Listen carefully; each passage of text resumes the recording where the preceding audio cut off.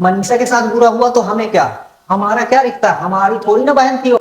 आखिरी तक वीडियो देखना, तुम्हें पता चलेगा कितना ज्यादा जरूरी है मनीषा को इंसाफ दिलवाना।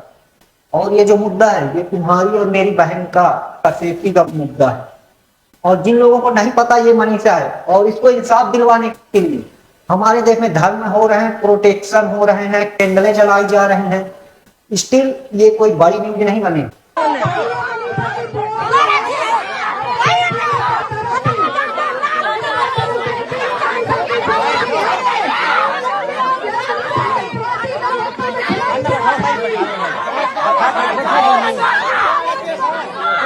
नहीं तो आड़ा पब्लिक भटक जाए।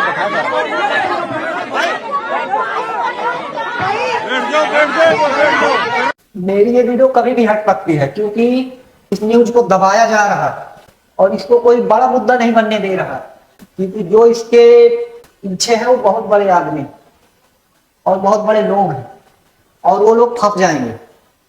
और हमारे देश में बहुत लोग जब बोलते हैं नॉर्मली सेव वुमेन, काफी लोग बोलते हैं कि सेफ वुमेन क्यों, सेफ ह्यूमन भी बोलो, सेफ मेंटू बोलो। और एक्चुअल में आप देखोगे वुमेन को सेफ्टी की जरूरत ही नहीं, क्योंकि वुमेन ही ज्यादा खतरे का है। एक मैन को खत्म करने के लिए एक इंसान को उसके प्रति हेट चाहिए, उसका कुछ इंटरेक्शन होना चाहिए, या तो कोई बहुत बड़ा रीजन होना चाहिए। पर एक वुमन को खत्म करने के लिए एक इंसान अंदर हवा सी काफी होती है। क्योंकि आज जिस मैं मुद्दे की बात करने वाला हूँ वो एटलीस्ट इतना बड़ा तो होना ही चाहिए जितना बड़ा हमारा ड्रम वाला केस और जब राजा रघुवंशी वाला जो केस था। और आप अगर ध्यान दोगे जो दो केस थे जिसकी मैंने बात की, उसकी फैमिली की परेशानी थी। पर ये जो मुद्दा है ये हमारे देश मुद्दा है, हमारी बहन बेटी की सेफ्टी का मुद्दा है और हमारे देश में सेफ्टी का सवाल उठाता है। पर दिक्कत ये है कि लोगों को ड्रामा चाहिए होता है, क्योंकि उनको लगता है कि कोई ड्रामा आए या कोई हनीमून का केस हो, पति पत्नी का केस हो, वो वाला एंगल बने, तब उनका इंटरेस्ट जागता है।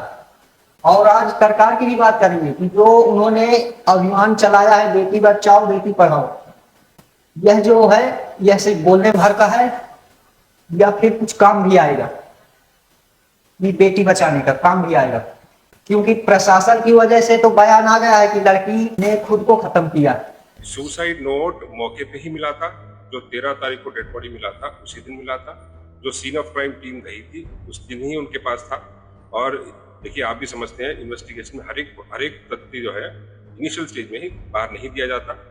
और ना ये सुसाइड नोट कैसे है आपको पता है, बाहर आ गया, ये पहले से ही था। और दूसरा एक और बात मैं क्लैरिफाई करना चाहता हूँ, और उसके जो पिताजी हैं वो मानने के लिए बिल्कुल भी तैयार नहीं है, क्योंकि वो अपनी बेटी को सबसे ज्यादा जानते हैं, भरोसा करते हैं और वो उस बात को मानने के लिए तैयार ही नहीं। मेरी बेटी कभी भी आत्महत्या नहीं कर सकती, मेरे को इतना उसके ऊपर विश्वास है और प्रशासन करेगी उसने आत्महत्या की है। मेरे को है ना उसका न्याय चाहिए है जी, मैं उस चीज को नहीं मानता कि मेरी बेटी आत्महत्या कर देगी। और उन्होंने सारी मेडिकल टीम ने ये दिखाया कि उसने आत्महत्या की है। मैं कहता हूँ कि उसने आत्महत्या की है नहीं है। मेरे को इससे ये है कि मेरे को उस बेटी का न्याय चाहिए जी। तो अब शुरू से बात करते हैं और आप मुझे आखिरी में बताना कि सच में आपको ये सुसाइड का केस लगता है या फिर किसी बड़े आदमी को बचाने की साजिश हो रही, क्योंकि वैसे भी ये न्यूज टीवी पर ज्यादा दिखाया नहीं जा रहा। इंटरनेट पे इसकी वीडियो डिलीट कर रहे हैं और कोई भरोसा नहीं है कल की मेरी वीडियो हटा दिया जाए। पर जो जरूरी है उस पर बात तो करनी पड़ेगी ना, वरना हम जैसे युवक, हम जैसे बहन के रक्षक, हमारा चैनल काम नहीं आएगा। मनीषा एक 19 साल की लड़की है, ना तो छोटे कपड़े पहनती है, ना तो रात घर देर आती है, ना ही वो क्लब पार्टियों में जाती है। इससे पहले कि वो लोग उंगली उठाएं जो लड़कियों को ब्लेम करते हैं, उनके लिए मैं क्लियर कर दूं। सिंपल सी लड़की थी, गरीब घर पे लड़की थी, उसके पिताजी मजदूर थे और उन्हें सपोर्ट करने के लिए प्ले स्कूल में पार्ट टाइम जॉब भी करती। रोज की तरह वो अपने जॉब पर गई थी। फिर उसे पता चलता है कि नर्सिंग का फॉर्म भरा और वो अपने पापा को कॉल करके बताती है कि पापा शायद आज मैं लेट हो जाऊंगा, क्योंकि नॉर्मली वो टाइम पर घर आ जाती थी, पर वो आज लेट हो जाएगी। प्रॉपर अपने पापा को जानकारी देती है कि कॉलेज जा रहे हैं। और वो तो अच्छा हुआ कि उसने कॉल कर कर बता दिया, वरना कॉलेज का तो कोई प्रॉब्लम ही नहीं था। क्यों अभी भी मैं देख रहा हूँ इस कॉलेज के बारे में कोई ज्यादा बात ही नहीं कर रहा, पर इस कॉलेज इस केस के बहुत बड़ा मुद्दा है। और इस कॉल के बाद मनीषा ने सिर्फ एक और कॉल करी जो कि पर्पल वाले भैया का था। फिर उसके बाद मनीषा की तरफ से मिस कॉल गया उसके पापा को, और जब उसके पापा ने वो मिस कॉल देखा तो तुरंत रिटर्न किया, और वो रिटर्न पिक कॉल नहीं किया गया। और अब उसके पापा की टेंशन बढ़ चुकी थी। 6:26 पे मेरी घंटी बजी, उसका कट गया। फिर मैंने 6:26 मतलब पूरी नहीं हुई थी, कुछ सेकंड बची हुई थी, मैंने उसके साथ अपना फ़ोन उठाया, साथ ही साथ कॉल किया तो फ़ोन बंद था उसका। ठीक है जी। कल रात में उसका फ़ोन 12:04-5 के ऊपर ऑन हुआ है, रिंग गई है अच्छी खासी, उसके बाद बंद हो गया है। दोबारा हमने कॉल किया तो फिर स्विच ऑफ हो गया है, और सुबह ये वारदात मिली गई हमें।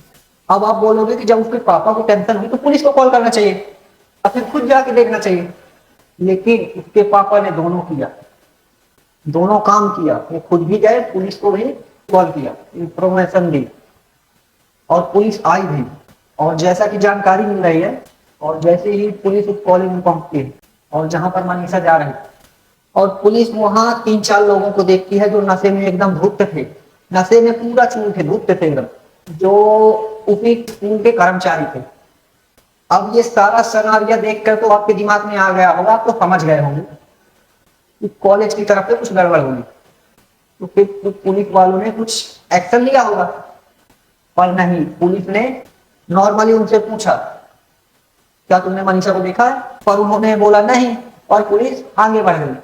तो जब लड़की के पापा ने पुलिस वाले को बोला कि आप उनसे पूछताछ करो, कुछ पता करो, कुछ गड़बड़ लग रही है, या फिर मुझे मेरी बेटी की फिक्र हो रही और मेरी बेटी इतने देर तक बाहर रहती ही नहीं, तो पुलिस ने वही किया जो हमेशा किया जाता है, इन ब्लेमिंग। उन्होंने कहा तुम्हारी बेटी किसी लड़के के साथ भाग गई होगी, आ जाएगी 2-3 दिन में शादी का कार्ड लेकर, शादी करके अपनी, तब तुम्हें सब पता चल जाएगा। भाग भुग्गी होगी, आ जाएगी 1-2 दिन के अंदर, 2-4 दिन के अंदर आ जाएगी। बोले क्यों घबरा रहा है?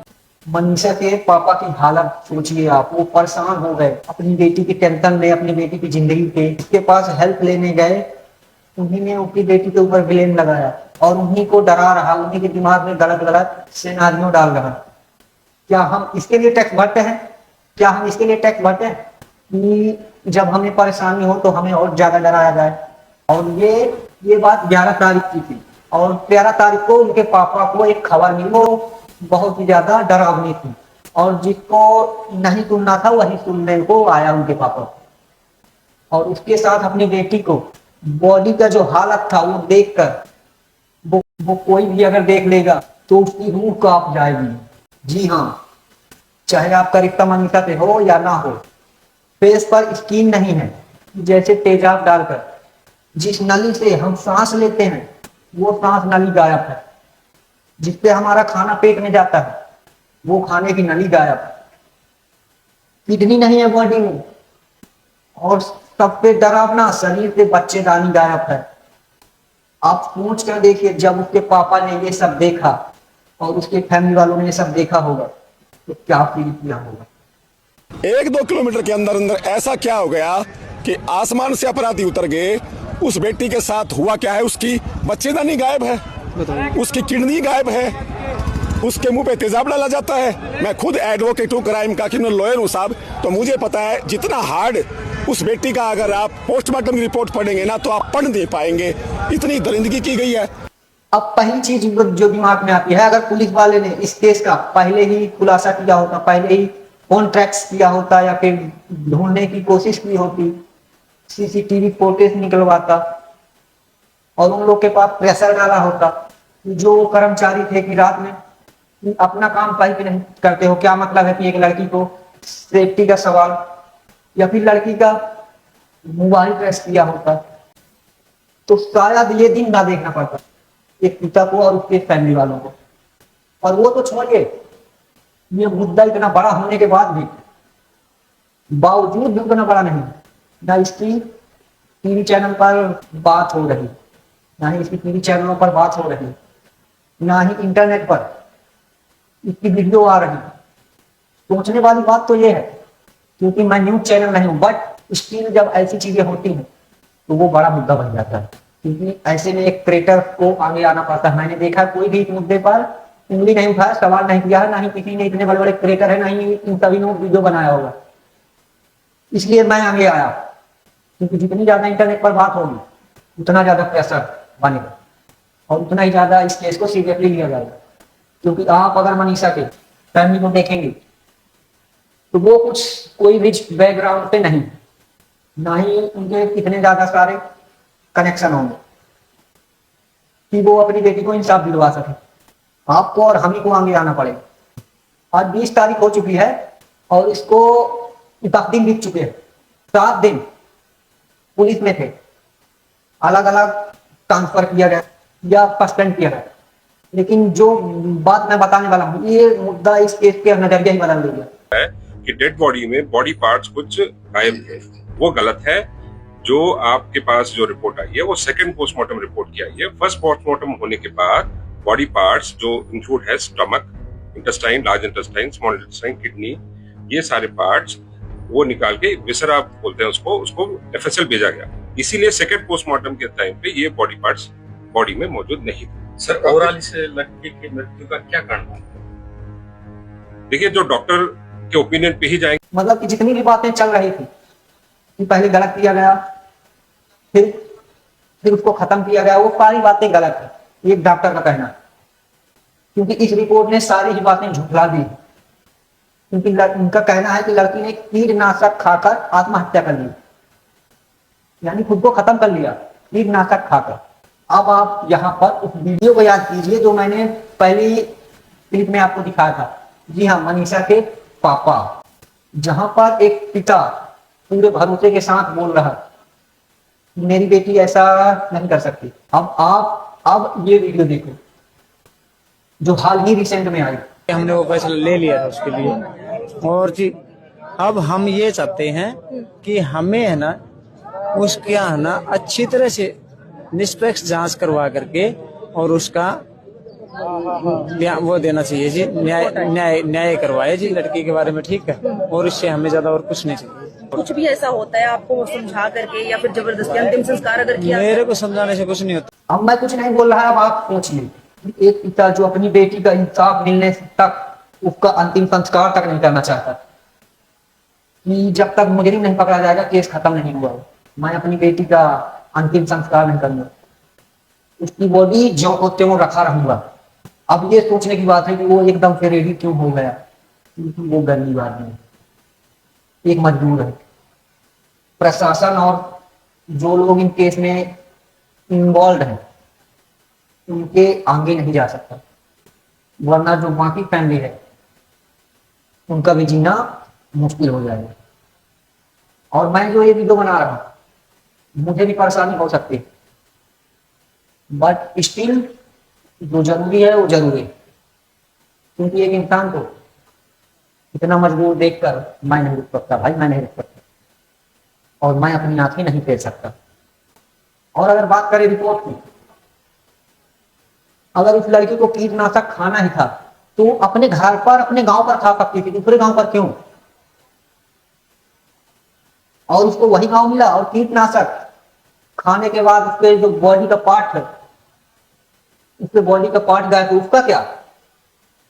उसने खुद निकाले थे खाने से पहले या फिर खाने के बाद? और सबसे बड़ा जो फेस का स्किन गायब है, जैसे तेजाब गिरा, वो भी उसने खुद कर ली। और इन सबको जवाब मिलता है जंगली जानवरों ने किया है। सोच कर देखिए आप, आपकी जो बॉडी है वो पर न जाएगी। एक्चुअल दिमाग का काम क्या होता है पर नहीं।